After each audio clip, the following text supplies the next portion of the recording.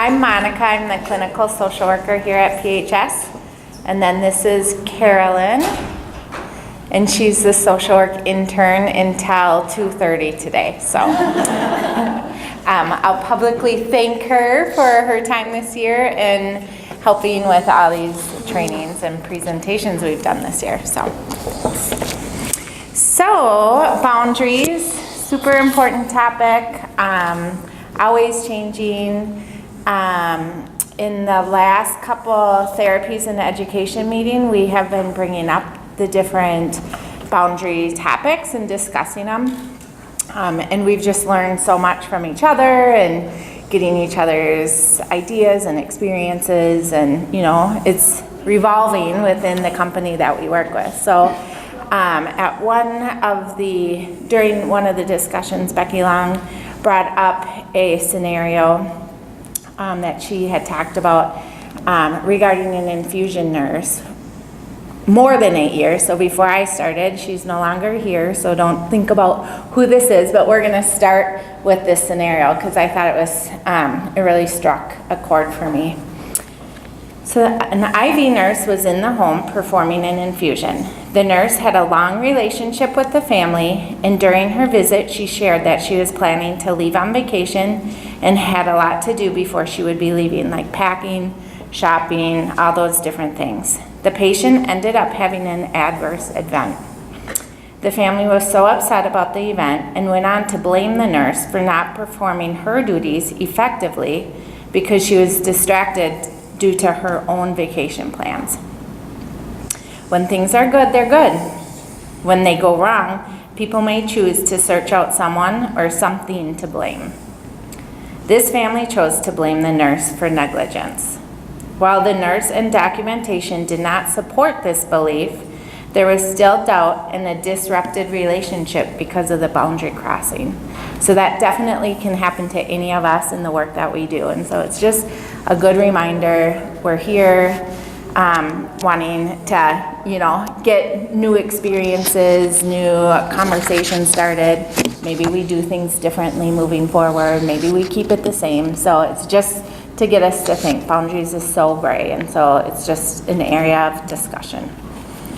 PHS definitely is based on relationships. We want to continue with that culture and have it be more relational than transactional, but it does put us in a really gray zone, and so it's just making sure we're talking about it all of the time. So there's always something going on, something new, something we can't make up again. So that's why we're here today.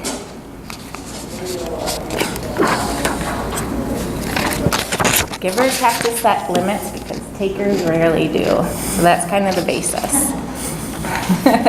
Yes.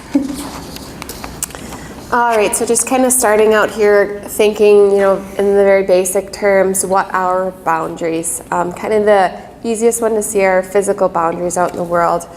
Obviously, we have our buildings and in our homes and like our yards, it's easy to see the boundaries between different things. When things become kind of more gray and more challenging and hard to identify is when you're talking about those other types of boundaries that we experience in the workplace. So intangible boundaries are what we're really going to talk about today. They're harder to see. They do still define us. They tell us where we end as an individual and where someone else begins. So there are a lot of different ways that we can establish boundaries within ourselves.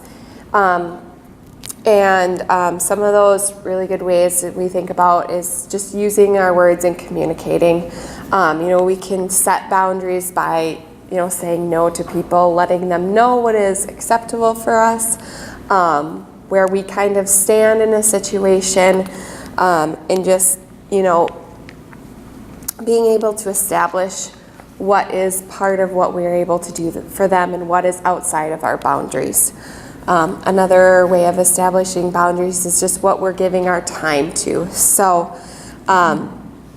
sometimes we may have to take a step back or remove ourselves from a situation when we can identify that, the boundaries aren't being as clear and as established as they need to be.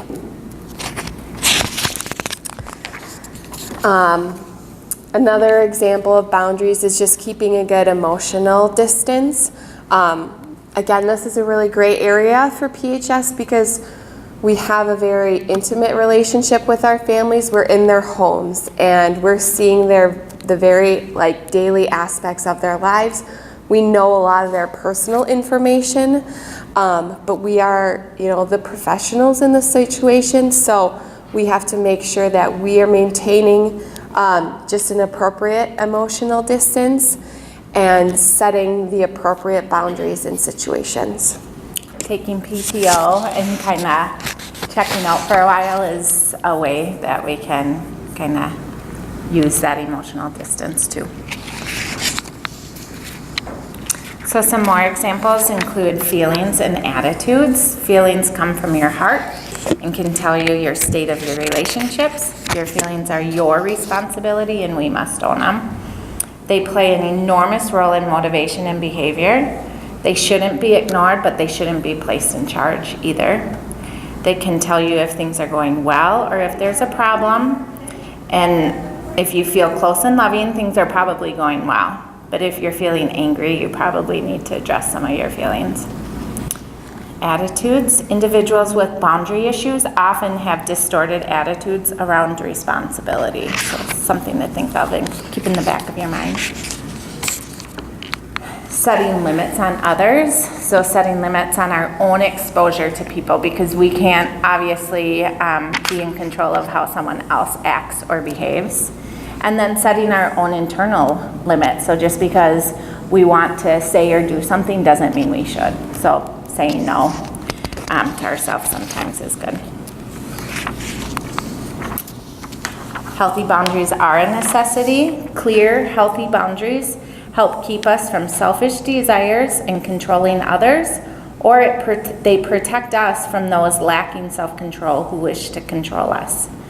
It helps us to avoid the rescuer role, especially within PHS and our role.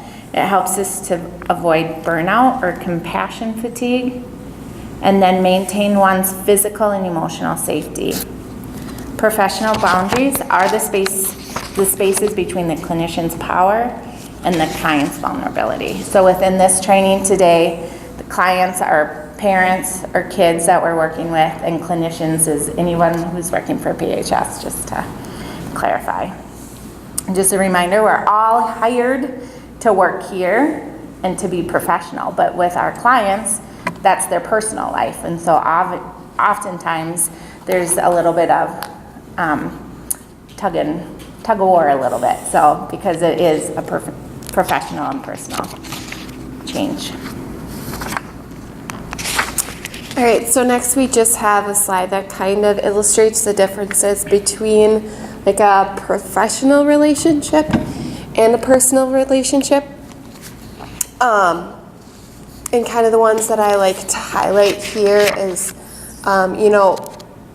within the professional relationship, we as the clinicians, we do have more power in the relationship just from our clinical experience, and also knowing that the family is all of their personal information, being able to access that, and then also being in their homes. It is again really an intimate environment, and so it gives us kind of that position of authority, and so we really have to make sure that we're the ones who are establishing those professional boundaries, and letting the families know what they can expect from us, and making sure that it's not turning into a more personal relationship like a friend or a family member. This graphic struck home for me for PHS. We definitely talk about open door policy, and sometimes maybe we need just a half of a door. The next slide is about the continuum of professional boundaries. So this is nurse, related from a nursing page. It's also called the zone of helpfulness as well. So definitely in the middle here is where we're most effective, and it's good for all our relationships, certainly with professional boundaries and the safety of our families. Too much, we're going to talk more about boundary crossings and violation, and too little is just as bad. That's where we might distance ourselves, we might be disinterested, and then there could be possible neglect in the family's care, inappropriate resources given, different things like that. So here's just a visual about boundaries. Something to think about is how you handle yourself and how your boundaries are personally in your personal life. If you have limited boundaries or loose boundaries here, personally, it might be a struggle professionally to kind of move it into more of a healthy boundary, or maybe you're too rigid and so you gotta loosen it up. But certainly it's a slippery slope, and so just something to think about for yourself as you're working with families. I feel like length definitely has an impact on boundaries. For me personally, when I'm working with a new family, I have pretty healthy boundaries. They're, pretty concrete, but as you get to know families and information, they get to know you, your personality, style, it's easier to become more loose. And so something to be aware of and how you can kind of bring it back to the healthy boundaries. All right, so kind of going into the details more of boundary crossings versus boundary violations. Boundary crossings happen all the time. They're a brief excursion across boundaries that may be inadvertent, thoughtless, or even purposeful if done to meet a specific therapeutic need. Because the boundaries in our work can be so gray, we can sometimes find ourselves crossing those boundaries, but really making sure that we're reestablishing them once they've been crossed, and trying not to continually cross those boundaries, because that's really when they can turn into a violation and really make a change in the relationship between the caregiver and who the professional is. So a boundary violation is a disruption of the barrier between the professional and the client. So again, we just want to make sure we're not confusing the roles between who is going to be the professional and the caregiver. And when those boundary crossings do happen, it's okay to identify them with families and patients and say, okay, last week maybe I did something that really did cross a boundary, and after looking over it and having time to process it, like that was not appropriate, and I want to reestablish that professional boundary so we both know like this is what's going to be expected and this is what we can work towards going in the future. Mm-hmm. And as an organization, we understand, because we are relational, that there will be boundary crossings and there will be violations. Keeping it a secret is more of a concern than bringing it up and discussing it with your supervisor, manager, or with families, and just, it's going to be awkward for a minute, but then moving forward instead of pretending it didn't happen. So here we have another graphic just kind of to establish boundaries. I think we all have individuals in our lives who have extremely open boundaries and just don't really even identify how that is affecting other individuals. But it definitely can play a role. And it lists here some of the different areas that are common for boundary violations. So we're going to go through those a little bit more and just talk about ways that we can try and identify and avoid those violations. So we're going to move into signs for potential boundary violations. Certainly this is not an exhaustive list, but if you're noticing some of these behaviors or issues, make sure you're talking with your supervisor or manager. So if the client or clinician begin to referring to each other as friends, you start spending your free time with one another. There's a policy about gifts and gift giving. Client has or is asking for clinician's home phone number or private phone number, or other significant personal relationships. So again, we're a relational company and we want that. And we're in homes and, getting to know families. But come up with some ideas of things that are comfortable for you to discuss with families. It doesn't, and probably shouldn't be about your dating life or, your relationships. It can be about the twins or gardening or dogs or, certainly be relational within that, what you enjoy doing, but it doesn't have to be your most heartfelt secrets or personal information. And then if you're regularly planning other clients' care around a specific child's needs. So we have a diverse population group, but if one child you're kind of giving special needs to that child the best times, or working with that family and kind of ignoring the other family's needs, that could be a concern. Communicating in a guarded and defensive manner when questioned on interactions or relationships with the client. So you're becoming defensive about something. Keeping secrets with the client. Selective reporting of the client's behavior. So you're trying to make sure they don't get in trouble or, whatever, being their protector. Acting or feeling possessive about the client, not letting or wanting any other clinicians to work with them. Interpreting family mail, phone calls, or medication documentation. That certainly depends on your role.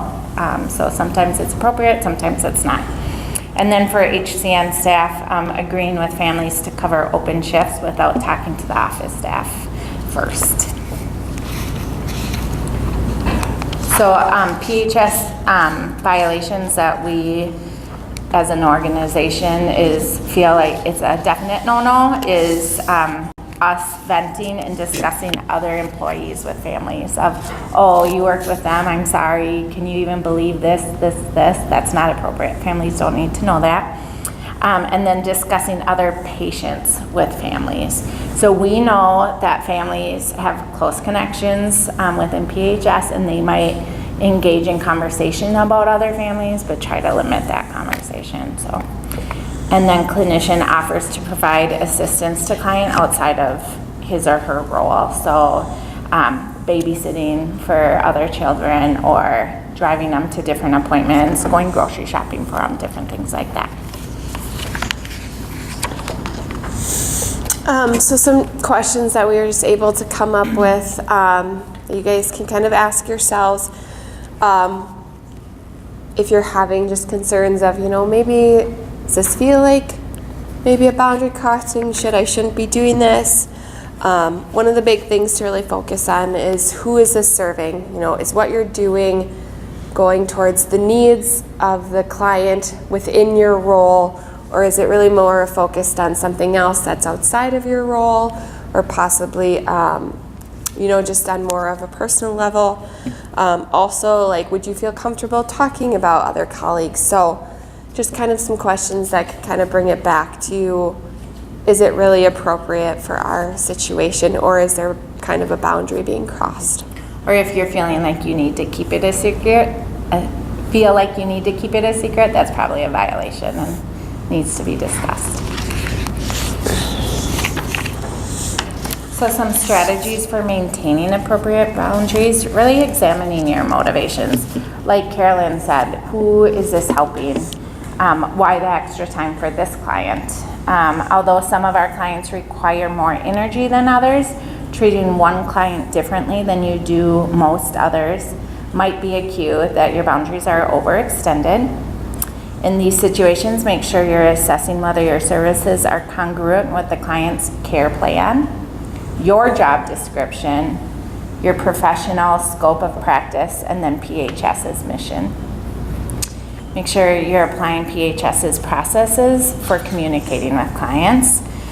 So we might think that we're helping our clients by deviating from our procedures, like giving them our personal phone or different things like that, having them call us personally instead of the office. At some point, we might not be able to do that. We might not be able to carry that forward. So when it happens, the client might lose trust in us and be reluctant to seek help in other ways. Recognize that exceeding our professional boundaries with clients sets our colleagues up and PHS up for failure. So it might pit each other against each other, and that's not something that we necessarily want to do, or a family saying, well, so-and-so does this, why can't you do it? So really trying to streamline it as much as possible.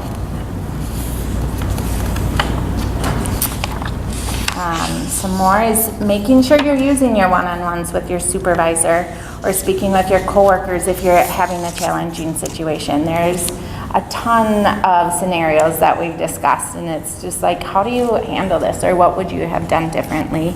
Like I said, we've talked about it in our education and therapies meeting, and it's so helpful just to be out in the open and talking about it. Making sure you're talking with your supervisor about your workload. As your workload gets higher, sometimes your boundaries become more loose, and so just being careful about that. Collaborate with your supervisor or our administrators to address any kind of problems rather than trying to fill gaps on our own. So none of us need to be the favorite, none of us need to be the savior for this family. So if we're really lacking resources, the organization should be aware of that, and then maybe we can try to fill in gaps, so it doesn't have to be you personally doing that. Making sure, I mean, certainly Carolyn and I have talked about self-care a lot throughout the year, I feel like, so making sure you're getting up and walking away from your desk, or for nurses, being able to take a minute, if you can, to do some deep breathing or different things like that. And then certainly, be attuned to the ways in which you absorb stress and take steps to manage it. Even clinicians with the most excellent boundaries, external boundaries, such as regular work schedule, they just have a really good, healthy boundaries, supportive colleagues, manageable caseloads, they often find themselves taking work home with them too. Certainly with our profession and the work that we do, it is emotional, and it's hard to go home and kind of shut it off, but trying to limit that to an extent.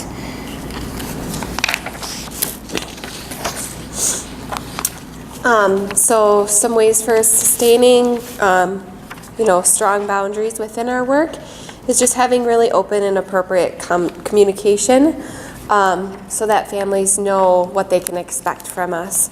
Our patients have so many different needs that are changing all the time.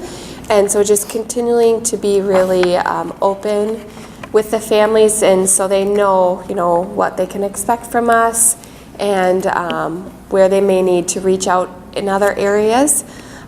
This is really hard because as an organization, we're available 24/7 to families. They can call in anytime, which I don't think is really the case with a lot of other companies out there that they're connected to. So they know that they can call us and they're going to get a chance to talk with somebody. But obviously just being really clear again about, transferring them or giving them the numbers for like calling the main number, for getting the person on call, so they're not like constantly calling a specific clinician's personal number, things like that really helps to sustain those professional boundaries. Also, obviously, when working with families who need an interpreter, making sure those services are really available so they're able to, receive the information as best as possible when we're working with them.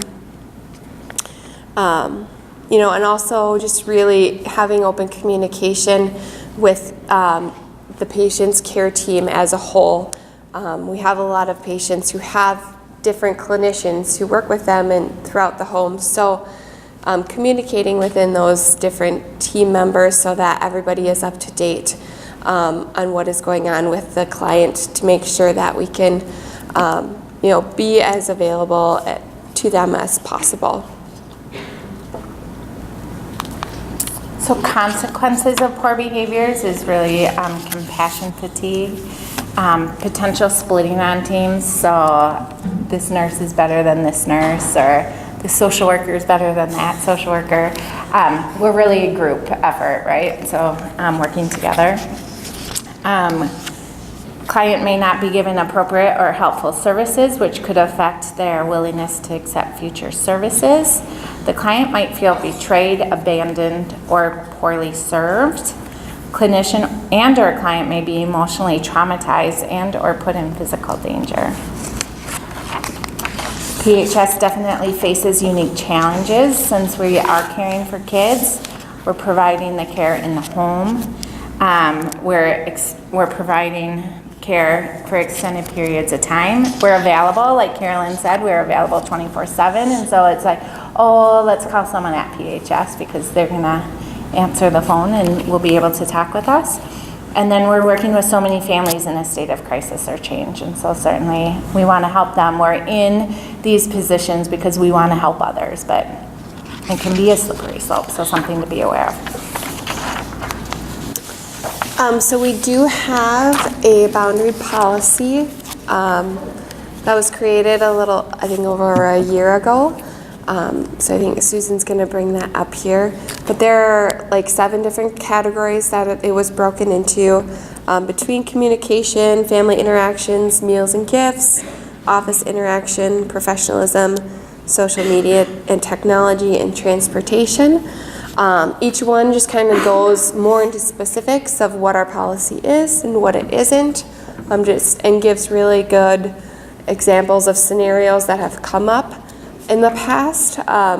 Like Monica said, we've been going over them in our therapies meeting, and it's just brought up really good discussion. I would encourage other groups to do this as well, because